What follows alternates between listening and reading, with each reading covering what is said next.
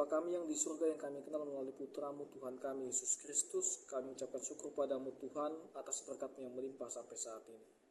Tuhan, sebentar lagi kami akan mendengarkan firman-Mu. Berkatilah kami ya Tuhan, sehingga firman-Mu dapat bertumbuh, berkembang dan berbuah dalam hati dan pikiran kami.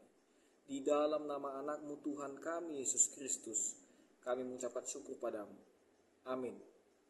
Selamat pagi, salam sejahtera untuk kita semua. Selamat bertemu kembali di hari Rabu pada pagi hari ini. Firman Tuhan yang akan menyapa kita pada pagi hari ini tertulis dari 2 Korintus pasal yang ke-9 ayat yang ke-8. Bunyinya, alai marhuasodo debata mangusehon saluhut asi-asi tuhamu, asa sandok tuk situtu dihamu jala merlobi-lobi hamu lao patupahun saluhut ulau nadenggan. Dalam bahasa Indonesia dikatakan, dan Allah sanggup melimpahkan segala kasih karunia kepada kamu, supaya kamu senantiasa berkecukupan di dalam segala sesuatu dan malah berkelebihan di dalam pelbagai kebajikan. Saudara-saudara yang dikasihi dalam nama Tuhan kita Yesus Kristus, ada 5 hal yang dapat membantu kita untuk memahami ayat ini. Yang pertama, beratnya beban kehidupan. Banyak dari kita yang mungkin sedang berada dalam masa-masa yang sangat sulit. Mungkin ada yang bergumul dengan penyakit yang seolah-olah tak kunjung sembuh. Atau mungkin juga kehilangan orang yang kita kasihi.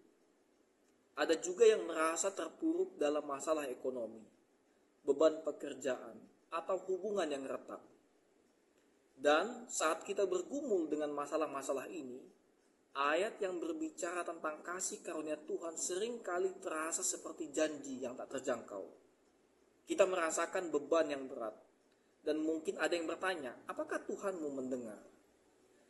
Saudaraku, kita bukanlah yang pertama yang merasakan beban yang sedemikian beratnya. Rasul Paulus menuliskan surat ini bukan dalam keadaan yang nyaman ataupun senang, tetapi di tengah-tengah penderitaan dan pergumulan berat. Paulus tahu betul bahwa hidup dalam kekurangan, dalam penderitaan, bahkan dalam ketidakpastian tentang hari esok. Dan dari tempat itulah dia menuliskan tentang kasih karunia Tuhan yang melimpah. Yang kedua, kasih karunia yang tidak terlihat.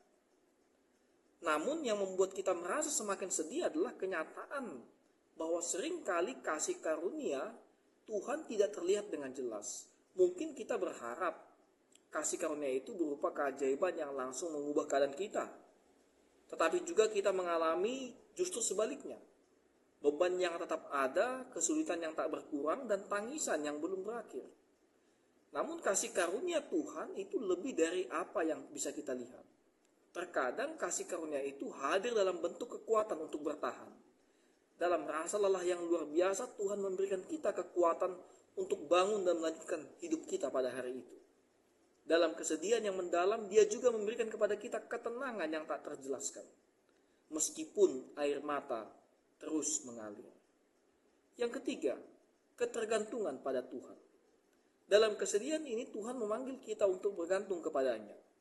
Kasih karunia-Nya yang melimpah bukan berarti hidup kita akan bebas dari segala masalah. Tetapi itu berarti Tuhan tidak pernah meninggalkan kita di tengah-tengah pergumulan kita. Dia ada di sana dalam setiap tarikan napas yang kita lakukan. Dalam setiap langkah yang terasa berat yang sering kita lakukan. Paulus sendiri berkata dalam 2 Korintus 12 ayat 9 bahwa di dalam kelemahanlah kuasa Tuhan menjadi sempurna. Ini adalah kenyataan bahwa kenyataan yang pahit harus diterima. Dan seringkali kita harus merasakan kelemahan, kesedihan terdalam yang bisa kita lihat untuk menunjukkan betapa besarnya kuasa Tuhan dalam hidup kita. Yang keempat, penghiburan di tengah kesedihan. Saudara-saudara yang dikasihi dalam nama Tuhan kita Yesus Kristus, ketika kita merasa hancur dan tanpa harapan, justru saat itulah Tuhan bekerja dengan kasih karunia-Nya. Kita mungkin tidak melihatnya sekarang, tetapi Dia tidak pernah meninggalkan kita. Setiap tetes air mata yang jatuh, setiap doa yang terasa tidak terjawab, setiap kesepian yang kita rasakan, Tuhan tahu semuanya itu. Dan meskipun hidup ini penuh dengan ketidakpastian, kasih karunia Tuhan tidak pernah berubah. Dia tetap setia, bahkan ketika hati kita jauh dan memilih untuk ragu. Dia tahu bahwa betapa rapuhnya kita. Dan dalam kerapuhan itulah Dia memegang kita dengan erat.